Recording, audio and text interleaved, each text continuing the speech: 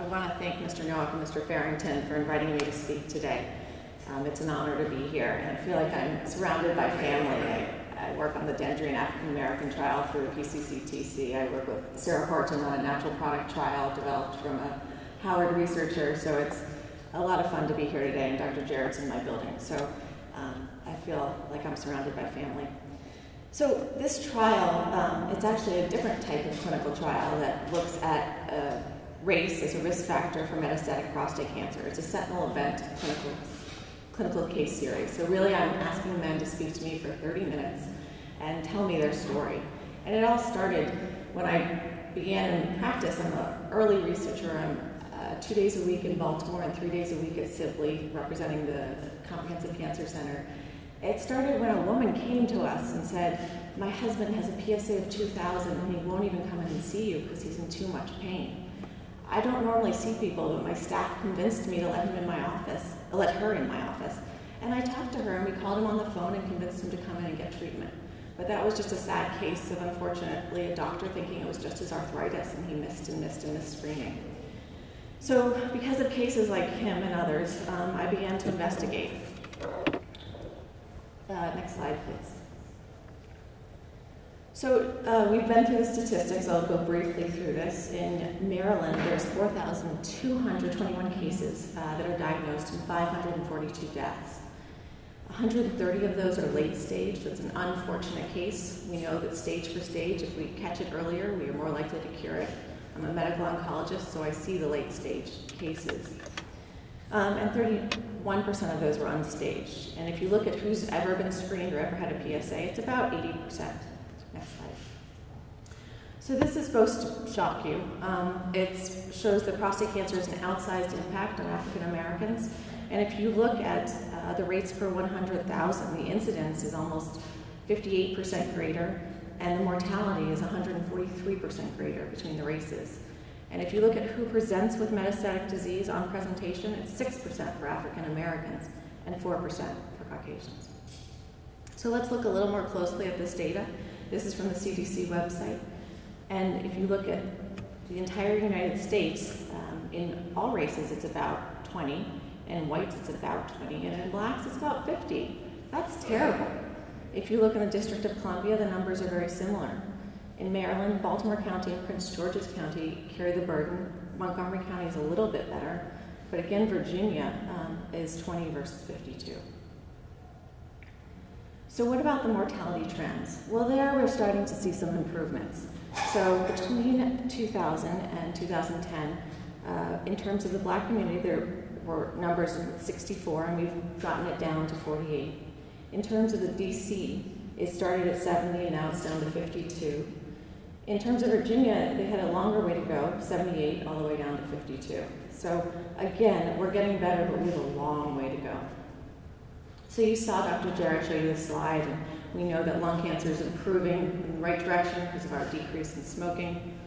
But prostate cancer also is decreasing and has been consistently decreasing since 1990 by 4% every year. And so the question is why? Is it our new therapies in the last 10 years, or is there other reasons? So if you look back to 1988, about 1 in 5 men presented with metastatic prostate cancer.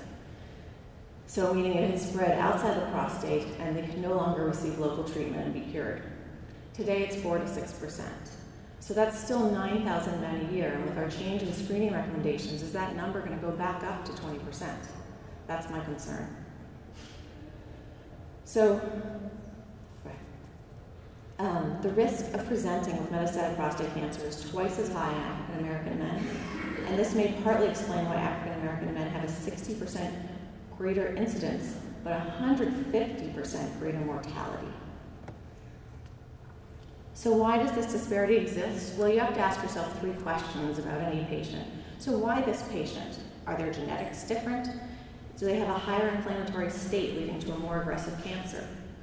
Also, why this disease? Is the biology of this mutated cell that's having babies faster than it should, is it harder to detect? There's some data out of our group showing that African American men are more likely to have anterior prostate cancer, so it's not felt on digital rectal exam. So are we just plain missing it? And then why now? So that's really the question I'm asking. What happened that it was not diagnosed until now? What went wrong?